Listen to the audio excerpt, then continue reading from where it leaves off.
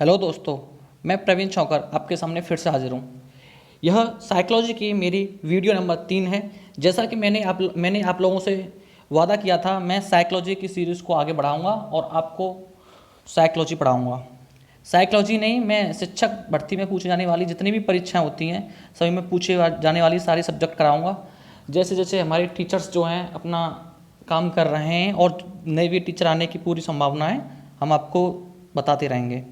लेकिन साइकोलॉजी कराना मैंने सबसे पहले बोला था, तो इसलिए मैं साइकोलॉजी कराऊंगा। और ब्रेन टीचर का नाम मैंने कैसे क्यों रखा ये आपको कल बताया था मैंने अपनी वीडियो में। कल मैं 2 वीडियो करा चुका हूँ, अगर आपने नहीं देखा है तो आप देख लीजिएगा। तो आगे मैं स्टार्ट करता हूँ बिना समय बताए। देखिए, आज का मेरा टॉपिक है अभिवृद्धि एवं विकास। Most important topic, most important topic, सबसे ज़्यादा पूछे जाने वाला टॉपिक है ये, ठीक है। यहाँ से सबसे ज़्यादा क्वेश्चन आता है। तो देखिए, यहाँ पे मैंने डेफिनेशन लिखी है बहुत ही सरल शब्दों में कि सामान्यतः अभिवृद्धि और विकास को एक ही मान लिया जाता है, जबकि दोनों में पर्याप्त अंतर होता है। अभिवृद्धि उन परिवर्तनों को दिया जाने वाला नाम है जो शारीरिक प्रकार के होते हैं। ध्यान रखना, अभिवृद्धि उन परिवर्तनों को दिया जाने वाला नाम है जो शारीरिक प्रकार के होते हैं तथा उनसे कोशिकाओं में होने वाली वृद्धि के कारण बालकों में लंबाई का बढ़ना, वजन का बढ़ना, आकार का बढ़ना सम्मिलित होता है। जबकि विकास के क्षेत्र में शारीरिक, मानसिक, संवेगात्मक, नैतिक एवं सामाजिक प्रकार के परिवर्तन सम्मिलित होते हैं। तो ये हमारी अभिवृद्धि एवं विकास के बारे में। तो अभिवृद्धि क्या होती है? वजन का बढ़ना हुआ, शरीर का बढ़ना हुआ, लंबाई का बढ़ना हुआ, मतलब जो अपनी आंखों से हम देख सकते हैं अभिवृद्धि को, वो अभिवृद्धि होती है। बहुत से लोग क्या समझते हैं अभिवृद्धि और विकास जो वर्ड हैं दोनों सेम है, लेकिन ये सेम नहीं है, इनमें बहुत बड़ा अंतर है। मैं इसके लिए आपको बताऊंगा। तो अभिवृद्धि को हम अपनी आंखों से देखा जा सकता है, महसूस किया जा सकता है कि हाँ इसमें अभिवृद्धि होती है, लेकिन विकास को नहीं महसूस किया जा सकता। देखिए, विकास क्या होता है कि शारीरिक, मानसिक, संवेगात्मक और नैतिक विकास जितने होते हैं शारीरिक, ठीक है, उसमें शारीरिक भी आ जाता है। अभिवृद्धि में केवल शारीरिक होता है, लेकिन विकास में शारीरिक भी आ जाता है, मानसिक भी आ जाता है जो हमारे अपने मस्तिष्क से रिलेटेड होता है, संवेगात्मक जो हमारी भावनाओं से रिलेटेड होता है, नैतिक विचार जो हमने बड़ों के साथ अपना, दूसरों का अपना इज्जत देना होता है, ये सब आ जाते हैं, ठीक है ना। तो मतलब कहने का मतलब यह है, जो अभिवृद्धि होता है संकुचित अवधारणा होती है। अभिवृद्धि की क्या होती है? संकुचित अवधारणा होती है, केवल शारीरिक। लेकिन जो विकास है उसकी व्यापक अवधारणा होती है। इसमें शारीरिक भी होता है, मानसिक भी होता है, संवेगात्मक भी होता है, नैतिक भी होता है, ठीक है। आगे इसका डिफरेंस देखिए, पढ़ते हैं। अच्छा, नोट जैसा कि हर वीडियो में देता हूँ, याद रखिएगा। ये सॉरी, इसमें नोट लग गया है गलत, पहले कोई दिक्कत नहीं है। अभिवृद्धि और विकास एक दूसरे के पूरक होते हैं, एक दूसरे के पूरक होते हैं। यानी कि जैसे जैसे हमारी शरीर की अभिवृद्धि होगा तो विकास भी बढ़ेगा, और विकास बढ़ेगा तो अभिवृद्धि भी बढ़ेगी। दोनों एक दूसरे कैसे होते हैं? पूरक होते हैं एक दूसरे के, ठीक है। इंपॉर्टेंट क्वेश्चन है। अब अभिवृद्धि एवं विकास में अंतर क्या होता है? अभिवृद्धि एवं विकास में अंतर देखिए, समझिए। अभिवृद्धि का स्वरूप बाह्य होता है, यानी कि उसे अपनी आंखों से हम देख सकते हैं। जैसे लंबाई बढ़ रही है, वजन बढ़ रहा है बच्चे का, तो हम देख सकते हैं ना उसको अभिवृद्धि, तो हाँ बच्चे का भाई अभिवृद्धि हो रही है, लंबाई बढ़ रही है। लेकिन विकास का स्वरूप आंतरिक होता है, उसे हम देख नहीं सकते। जैसे किसी बच्चे का क्या हुआ है, किसी बच्चे का मानसिक स्थिति सही हो गई है, क्या हुआ, उसे बाहर से देख के पता लग सकता है कि इसकी मानसिक स्थिति सही है? क्या यह पता लग सकता है इसका संवेगात्मक स्थिति क्या है देख के? नहीं लग सकता ना। नैतिक विकास क्या है इसका पता लग सकता है? नहीं। तो विकास का जो होता है, विकास का स्वरूप कैसा होता है? आंतरिक होता है, बाहर से देख के नहीं पता सकता, लेकिन अभिवृद्धि को बाहर से देख के पता लग सकता है, ठीक है ना। तो अभिवृद्धि का स्वरूप बाह्य होता है, जबकि विकास का स्वरूप आंतरिक होता है, ठीक है। नंबर 2 अंतर, अभिवृद्धि क्या है? कुछ समय के बाद रुक जाती है। देखिए, अभिवृद्धि देखना, हमारी लंबाई है, बढ़ती रहेगी बढ़ती रहेगी, 18, 19, 20, लास्ट 20 पे आके रुक जाती है ना। 20 साल तक लगभग बढ़ती है लंबाई, उसके बाद रुक जाती है। लेकिन विकास जीवंत पर्यंत चलने वाली क्रिया है, या जीवंत पर्यंत चलेगी, जब तक जीवन है तब तक चलेगी। जैसे हम स्थितियों से सीखते रहते हैं, हमारा जब पैदा होते हैं तो उस टाइम पे हमारी मानसिक स्थिति अलग होती है। जब हम 5 साल के हो जाते हैं उस टाइम पे हमारी मानसिक स्थिति अलग होती है। 10 साल के हो जाते हैं मानसिक स्थिति बदलती रहती है। 20 साल के हो जाते हैं उस टाइम पे मानसिक स्थिति बदलती रहती है। जैसे जैसे हम सीखते जाते हैं हमारी मानसिक स्थिति भी बदलती जाती है। यानी कि ये क्या है, यानी विकास क्या है? जीवन पर्यंत चलने वाली क्रिया है। ये जीवन, जब तक जीवन है तब तक चलती रहेगी, ठीक है ना। ये हमारी मानसिक स्थिति हुई, संवेगात्मक स्थिति, ये चलती रहती हैं। तो अभिवृद्धि कुछ समय के बाद रुक जाती है। लंबाई, वेट, ये लंबाई जो एक स्थिति पर आकर रुक जाती है कि नहीं, तो ये एक निश्चित समय के बाद रुक जाती है, लेकिन विकास क्या है, जीवन पर्यंत चलने वाली क्रिया है। आ गया दोनों समझ। अब तीसरे पे पहुँचते हैं।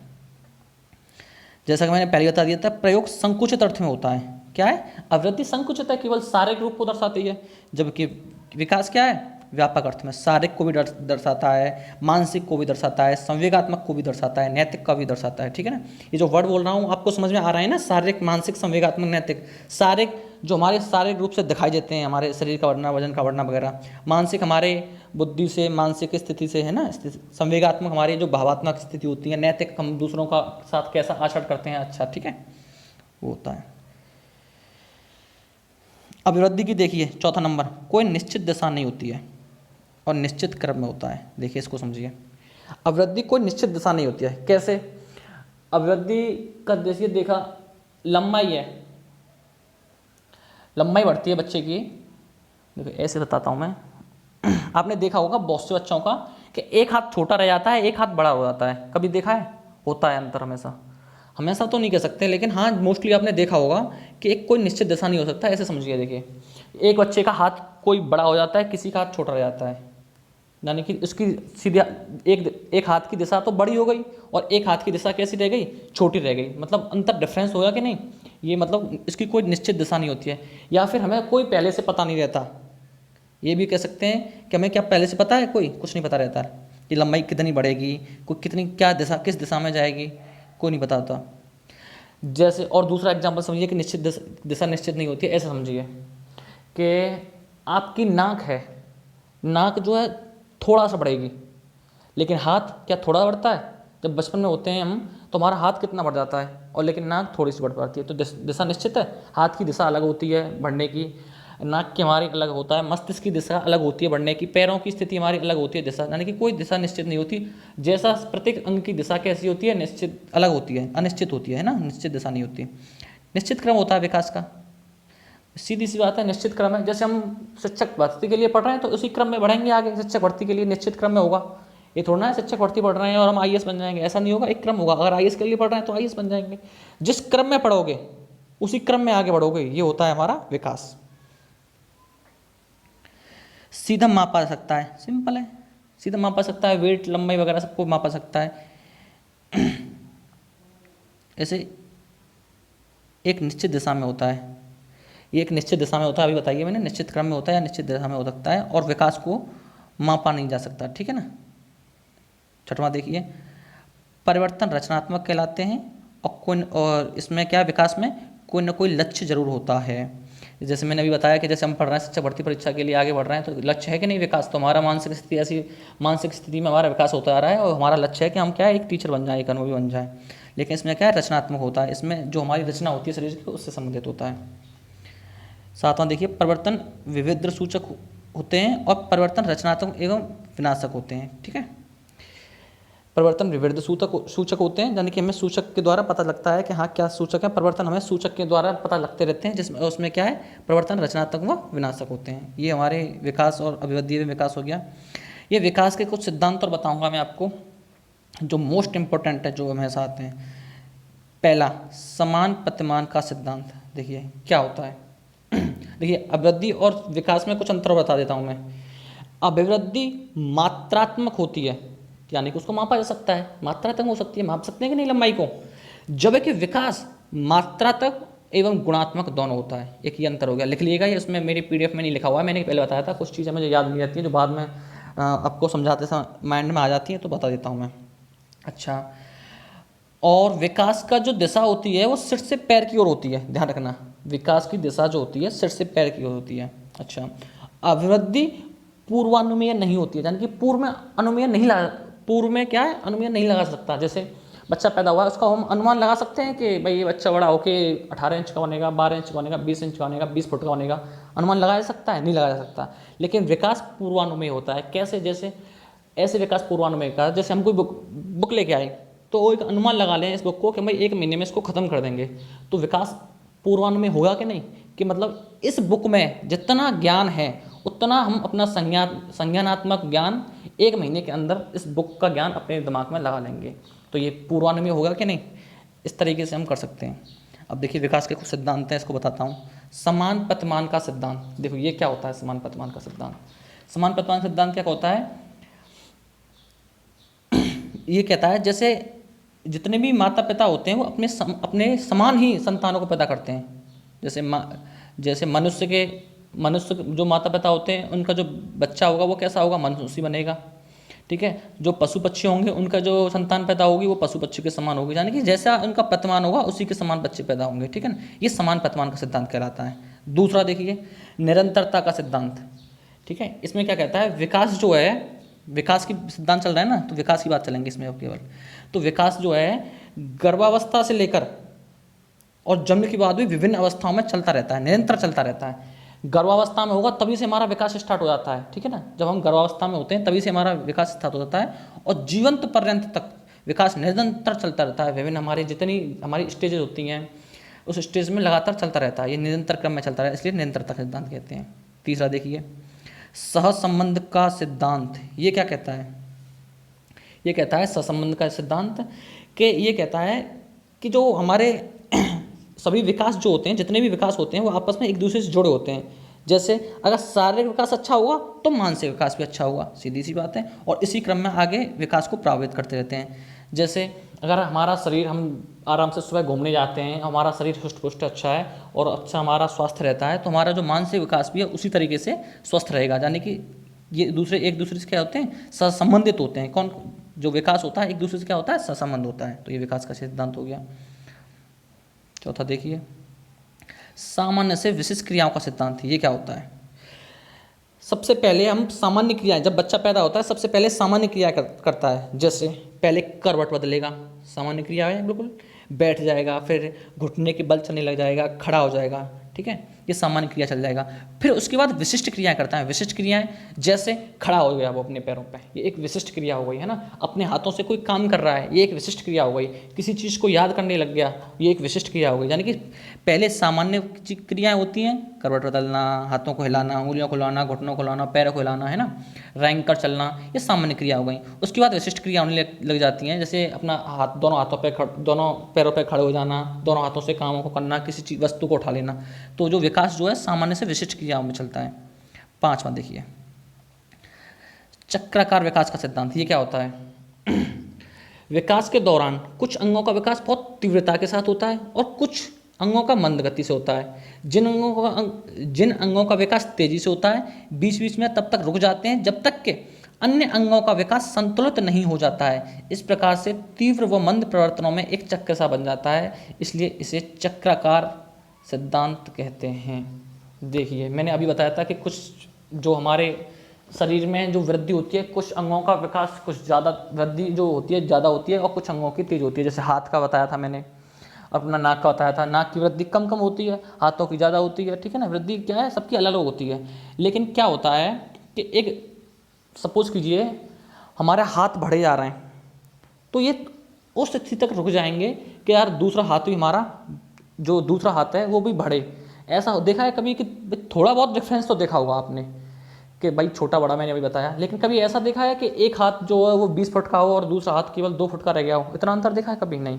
तो ये बताया है कि जो अंग होते हैं आपस में एक दूसरे के अभिवृद्धि को देखते हुए, विकास को देखते हुए रुक जाते हैं और क्या है संतुलित बनाते हैं, रुक के एक संतुलित बनाते हैं और क्या है एक चक्राकार सा बन जाता है। इसलिए इसे क्या कहते हैं, चक्राकार विकास का सिद्धांत कहते हैं। और इसे एक नाम और होता है, उसे लिख लीजिए, इस चक्राकार को वर्तुलाकार सिद्धांत भी कहते हैं। इसको चक्राकार इस नाम से भी आता है, चक्राकार वर्तुलाकार सिद्धांत एक ही चीज होती है। ठीक है, निश्चित क्रम का सिद्धांत, जो हमारी जो जितनी भी गामिक विकास होते हैं हमारे, जो भाषा से संबंधित होते हैं, वो एक निश्चित क्रम में होते हैं। पढ़ा होगा आपने, LSRW, लिसन सुनना, स्पीक बोलना, ठीक है, रीडिंग राइटिंग, ठीक है, पढ़ना लिखना, लिसन सुनना, स्पीकिंग बोलना, रीडिंग पढ़ना और W लिखना। ठीक है, एक निश्चित क्रम के सिद्धांत होते हैं। देखिए एक सातवां और मैं बताता हूँ, एक सिद्धांत और होता है दिशा का सिद्धांत, जिसको बोलते हैं दिशा का सिद्धांत। साथ में लिख लीजिएगा, इसमें अपने आप लिख लीजिए, कॉपी में लिख लीजिएगा अपने में। दिशा का सिद्धांत वो क्या होता है?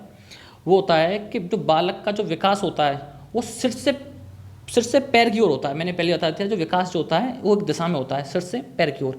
इसलिए इसको क्या बोलते हैं? मस्तकोदमुखी विकास भी बोलते हैं। देखिए यहाँ पे लिख देता हूँ मैं,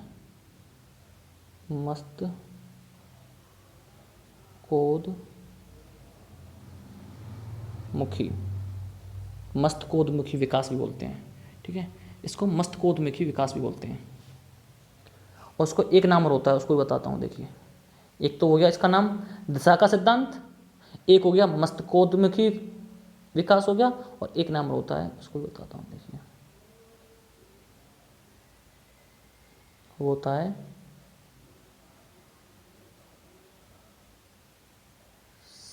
सेफेलोकीडाल।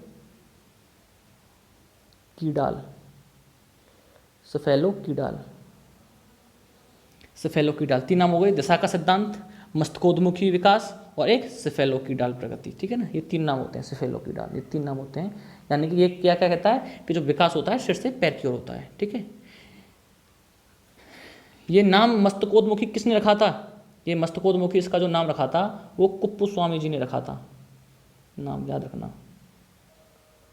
कुप्पुस्वामी जी थे एक हमारे, उन्होंने इस दिशा के सिद्धांत को मस्तकोदमुखी, नाम से पता चल रहा है ना, मस्तिष्क से होता हुआ, मस्तिष्क कोदमुखी यानी कि मस्तिष्क से होता हुआ, नीचे यानी कि सिर से होता हुआ पैरों तक पहुंचता है ना। और कुप्पुस्वामी ने रखा था इसका नाम मस्तकोदमुखी। तो तीन नाम हो गए, दिशा का सिद्धांत, मस्तकोदमुखी, और एक सेफेलोकीडाल। एक सिद्धांत तो लिख लेना। अच्छा 7 हो गए, एक 8वां लिख लेना, वो होता है विभिन्नता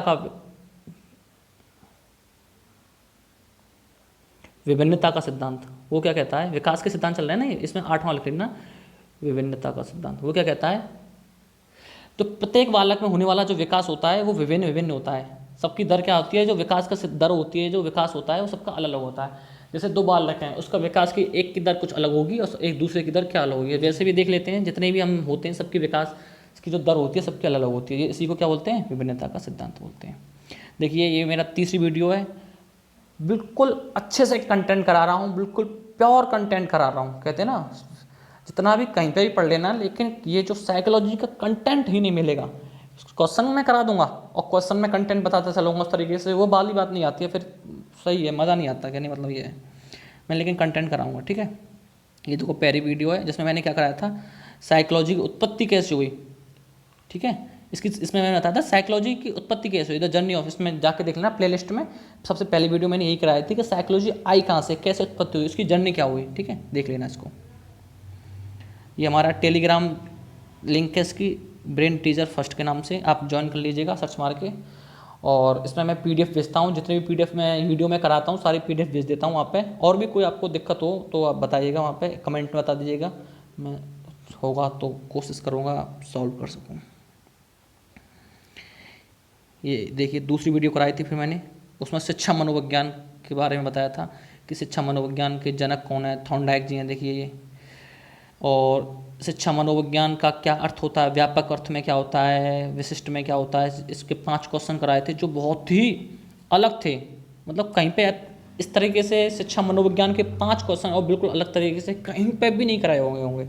और शायद ही आपने इस तरीके से शिक्षा मनोविज्ञान कहीं पे भी ऐसे क्वेश्चन आपने देखे होंगे, और आपको उसमें सारे क्वेश्चन सही लगते हैं, लेकिन उसका मतलब जो है कीवर्ड से निकाल के हमें उसको याद ही रखना पड़ता है और समझना पड़ता है। ठीक है, उसमें अपनी ज़्यादा बुद्धि लगा नहीं सकते। इसलिए मोस्ट इंपॉर्टेंट शिक्षा मनोविज्ञान की मैंने जो वीडियो कराई है उसको देख लेना, बहुत ही मोस्ट तरीके से कराई है। ठीक है, अगर पसंद आ रही हो तो सब्सक्राइब, लाइक, शेयर, और हो सके तो और दूसरे लोगों को जोड़ने की कोशिश करना, जिससे कि हमारा मनोबल बढ़े। हम कोशिश करेंगे और ये ऐसा अच्छा करता रहें, और आगे भी कोशिश करेंगे कि ये सीरीज न रुके, जिससे कि आप भी हमारा मनोबल बढ़ाएं और इसमें कमेंट करके अपना जो राय और दे सकें। और सबसे पहले दूसरी बात मैं ये कहना चाहूँगा, थोड़ी सी मुझे हेजिटेशन होती है, मैं खुद बताता हूँ, जो मैं वर्ड बोलता हूँ उसमें मुझे अभी हल्की सी दिक्कत होती है, खुद मानता हूँ मैं इस चीज़ को, लेकिन आगे कोशिश करूँगा इस चीज़ को ख़त्म करूँ। और आप लोगों का प्यार बना रहे तो मैं आगे भी इस चीज़ों को ख़त्म कर पाऊँगा अपने अंदर से। और हर कोई इंसान जब स्टार्टिंग करता है तो ऐसी दिक्कत आती है, लेकिन मैं रुकने वाला नहीं हूँ, कोशिश करूँगा आगे और भी बढ़ूँ, और आप अपना प्यार बनाइए रखिएगा। Thank you very much.